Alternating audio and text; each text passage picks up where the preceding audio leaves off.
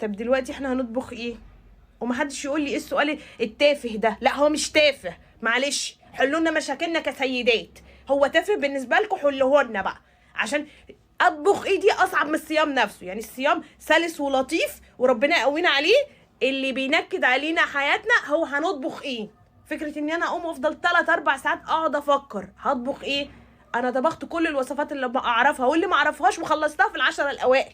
هنكمل بقيه الشهر بايه بقى؟ ها؟